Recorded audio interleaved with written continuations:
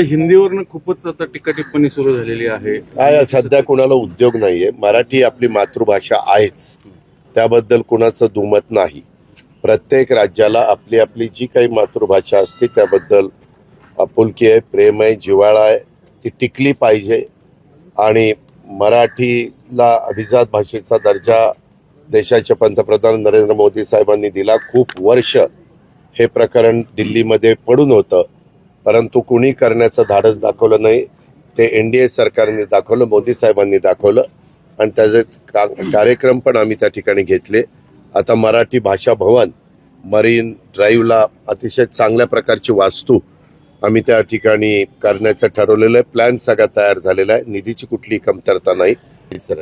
हे बाकीच्यांना सध्या कुणाला उद्योग नाहीत ना, काम नाही ना, ते असले वाद काही ना काही घालतात आणि त्याच्यातच ते वेळ घालवतात.